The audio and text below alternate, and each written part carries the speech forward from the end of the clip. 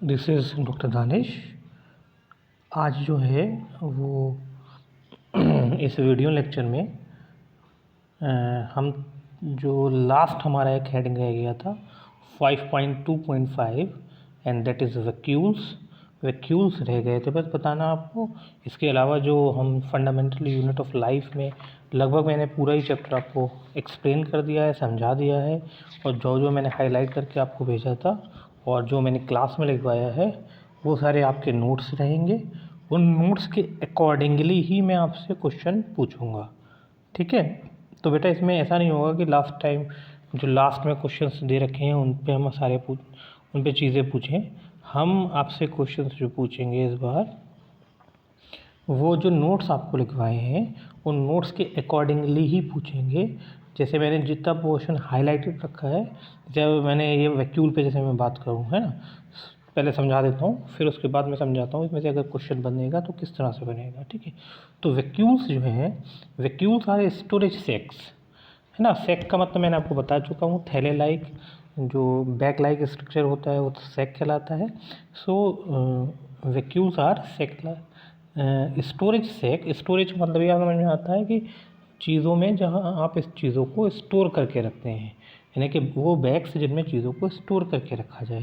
तो सेल में भी कुछ पर्पस के लिए, कुछ स्टोरेज पर्पस के लिए वैक्यूल का इस्तेमाल होता है।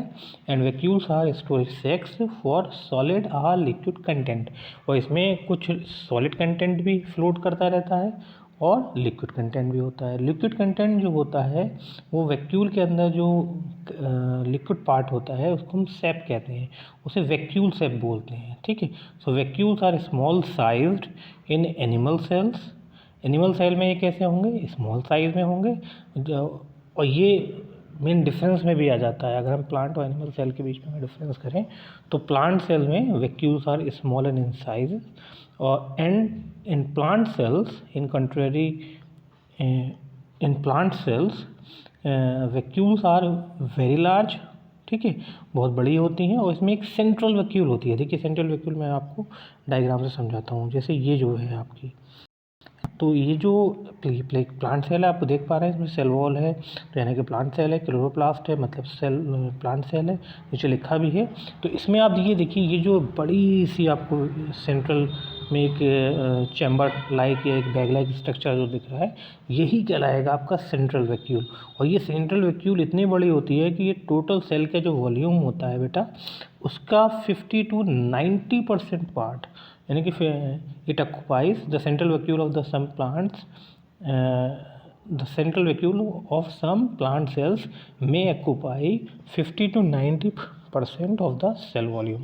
सेल के वॉल्यूम के का लगभग आधा या फिर आधे से भी ज़्यादा, मतलब लगभग 90% पार्ट तक जो है वो ये वैक्यूल ही घेर लेती है, ठीक है। अब क्या होगा इसके अंदर, होगा क्या, इसके अंदर स्टोर्ड सामान है, क्या क्या है, कुछ सॉलिड है, कुछ लिक्विड है। जो सॉलिड है वो फ्लोट कर रहा है लिक्विड में, और जो लिक्विड है उसको हम वैक्यूल सैप कहते हैं। तो in plant cells vacuole are full of cell sap, है ना, वी आर वैक्यूल सैप्स। इसमें सैप भरा होता है, सैप का मतलब लिक्विड भरा होता है। एंड इसमें जो इस फ्लूइड की वजह से ये जो होता है प्लांट को टर्जिडिटी देती है, मतलब यानी कि ये इसका वॉल्यूम बहुत ज़्यादा है सेल के वॉल्यूम के कंपेरेटिवली या उसके कंपेरिजन में। और इसमें अगर सेल में सैप भरा होगा तो ये उसको फुला देगा, उसको टर्जिट कर देगा। And rigidity to the cell, और प्लांट की सेल में जो एक मजबूती आती है वो भी वैक्यूल की वजह से आती है, क्योंकि वैक्यूल में सैप भरा होता है और सैप की वजह से टर्जिडिटी और रिजिडिटी आती है प्लांट सेल को, ठीक है। अब ये कह रहे हैं मैनी सब्सटेंसेस, ठीक है, इसे यहाँ से लिख लीजिएगा, many substances are stored in vacuoles. बहुत से सब्सटेंसेस जो होते हैं वो वैक्यूल्स में स्टोर्ड होते हैं, जिसमें अमाइनो एसिड्स हो गए, शुगर्स हो गई, वेरियस ऑर्गेनिक एसिड्स हो गए, और कुछ प्रोटीन्स हो गए, ठीक है। तो ये सब चीज़ें यानी कि वही जो न्यूट्रिएंट्स होते हैं वो इसके अंदर स्टोर्ड होते हैं। इसके अलावा जो होता है in single celled organism like amoeba, amoeba आपको मालूम है सिंगल सेल ऑर्गेनिज्म है ना। यूकैरियोट है बट सिंगल सेल है, ठीक है। इसमें क्या होता है, जो इसमें वैक्यूल होती हैं वो वर्क करती हैं, वो फंक्शन परफॉर्म करती हैं as a food vacuole and they contain the food items. Food vacuole यानी कि कोई भी फूड पार्टिकल जब ये फैगोसाइटोसिस से अमीबा के अंदर आता है तो एक फूड वैक्यूल उसको आके घेर लेती है, उसको एनक्लोज कर लेती है, उसको हम कहते हैं फूड वैक्यूल। फूड वैक्यूल में क्या होता है, कुछ हाइड्रोलाइजेशन एंजाइम्स होते हैं जिसकी वजह से जो सॉलिड फूड पार्टिकल इसकी बॉडी में आया होता है वो डाइजेस्ट हो जाता है, वो सिंपल फॉर्म में टूट जाता है, ठीक है। अब ये कह रहे हैं vacuoles also play important role in expelling excess water and some waste from the cell. ये भी अमीबा में ही होता है। अमीबा में तो एक फूड वैक्यूल बनती हैं, दूसरी तरह की जो वैक्यूल्स होती हैं अमीबा में वो ऑस्मो रेगुलेशन में हेल्प करती हैं। ऑस्मो रेगुलेशन का मतलब ये होता है कि सिंगल सेल और एक मेम्ब्रेन बाउंड होता है अमीबा, उसमें लगातार पानी जो है डिफ्यूजन से बहुत ज़्यादा इकट्ठा हो जाता है। तो क्या होता है, ये अमीबा उन सारे एक्सेस वाटर को एक वैक्यूल में डाल देता है और वो वैक्यूल इसकी जो मेम्ब्रेन है उस पर जाके फ्यूज़ हो जाती है और सारा जो पानी होता है इसकी बॉडी में जो अंदर ज़्यादा एक्सेस में आ गया होता है वो बाहर चला जाता है। इसके साथ साथ ये जो वैक्यूल्स होती हैं पानी के साथ साथ वेस्ट को भी बाहर डिस्पोज ऑफ करती हैं। तो ठीक है, अमीबा में क्या क्या काम होगा, एक तो फूड वैक्यूल की तरह वैक्यूल काम करती हैं, दूसरा ऑस्मो रेगुलेशन में एक्सेस वाटर को निकालती हैं प्लस वेस्ट को निकालती हैं, ठीक है। अब हम आ जाते हैं क्वेश्चंस पे। देखिए ये क्वेश्चंस जैसे बन गए कि can you name the 2 organelles which we have studied that contain their own genetic material. तो आपको मालूम है 2 ही ऐसे ऑर्गेनेलीज हैं जिसमें डीएनए होता है। एक कौन सा था, माइटोकॉन्ड्रिया, जिसे आपको power house of the cell बोलते हैं। इसमें इसके स्ट्रक्चर में आप देखिएगा डीएनए होता है और डीएनए होने की वजह से ये अपनी कुछ प्रोटीन की सिंथेसिस खुद कर लेता है, ठीक है। दूसरा जो था वो क्लोरोप्लास्ट था जो प्लांट सेल में होता है।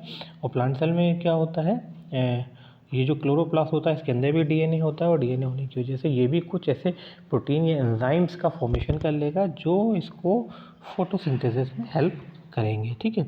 अगला क्वेश्चन है, if the organization of a cell is destroyed due to some physical और chemical influence what will happen. देखिए इसका आंसर जो है नीचे हाईलाइट किया हुआ है। अगर आपको मैंने मालूम है कि ऑर्गेनाइज सेल जो है वो बहुत ज़्यादा ऑर्गेनाइज होती है, हाईली ऑर्गेनाइज होती है। ऑर्गेनाइज होने की वजह से ही बहुत सारे स्ट्रक्चर, उसको एक पर्टिकुलर स्ट्रक्चर मिलता है और वो डिफरेंट फंक्शंस को भी परफॉर्म कर पाती है। अगर ऐसा ऑर्गेनाइजेशन में उसमें कुछ दिक्कत आ जाए कुछ केमिकल या फिजिकल मीन से, तो ऑर्गेनाइजेशन जैसे ही ख़त्म होगा ना सेल फंक्शन परफॉर्म कर पाएगी अपने, ना ही वो अपना स्ट्रक्चर दे पाएगी। सो ईच सेल यानी कि each cell acquires its structure and ability to function because of their organization of its membrane and organelle in the specific way। तो यानी उसकी जो मेम्ब्रेन होती है वो बड़ा, उसका ऑर्गेनाइजेशन बड़ा मायने रखता है और इसके अलावा जो उसके अंदर ऑर्गेनेलीज होते हैं उनका ऑर्गेनाइजेशन भी बहुत ज़्यादा मायने रखता है। और अगर इसमें इनका ऑर्गेनाइजेशन ख़राब होता है, ख़त्म होता है, तो इसका फंक्शन और स्ट्रक्चर दोनों लूज़ कर जाएगा और जिससे सेल जो है यानी कि एक तरह से यूजलेस हो जाएगी, ठीक है। अब है तीसरा क्वेश्चन है, why are lysosomes known as suicidal bag. Suicidal bag देखिए आपको जब लाइसोसोम ने पढ़ाया था तो हमने बताया था कि जब सेल में कोई इंजरी हो जाती है, कोई एक्सीडेंट्स हो जाए या कोई इंजरी अगर उसमें अगर हो जाती है और या फिर कोई उसमें बैक्टीरिया या वायरस लग गया है, तो क्या होता है, ये जो आपके लाइसोसोम्स होते हैं जिसमें हाइड्रोलाइसिस एंजाइम्स या डाइजेस्टिव एंजाइम्स होते हैं, ये बस्ट हो जाते हैं और उसकी वजह से सारे एंजाइम्स बाहर आ जाते हैं और सेल के जितने भी कंपोनेंट हैं, ऑर्गेनेलीज है, सेल का जो कंटेंट है वो सारा का सारा डाइजेस्ट हो जाता है, जिसकी वजह से सेल पूरी ख़त्म हो जाती है एक तरह से। ऑटो जो आपका डिग्रेडेशन है, ऑटो डिस्ट्रक्शन जो होता है सेल में, वो लाइसोसोम ही करते हैं, इसलिए इनको suicidal bag of the cell बोला जाता है। Where are protein synthesize inside the cell.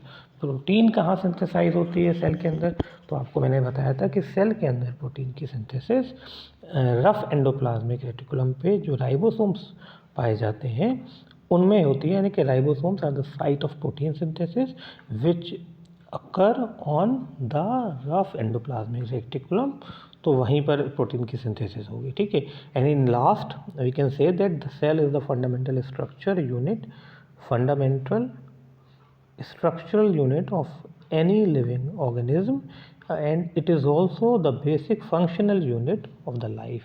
और ये किसी ऑर्गेनिज्म की भी स्ट्रक्चरल और फंक्शनल यूनिट है, ठीक है, फंडामेंटल स्ट्रक्चरल यूनिट है और बेसिक फंक्शनल यूनिट भी है किसी भी लाइफ में कि यानी किसी भी लाइफ फॉर्म की स्ट्रक्चरल और फंक्शनल यूनिट क्या है, वो सेल ही है, ठीक है। तो ये इस तरह से आपका ये चैप्टर कंप्लीट होता है, ठीक है। अगले वाले पेज को ये अगले पेज में सिर्फ प्लांट सेल का डायग्राम है जिसमें सेंट्रल वैक्यूल को दिखाया है और सेंट्रल वैक्यूल में सेल सेप या वैक्यूल सेप होता है और इस वैक्यूल सेप की वजह से टर्डिजिडिटी या रिजिडिटी आती है सेल को और सेल जो है एक पर्टिकुलर से शेप मिल पाता है, ठीक है।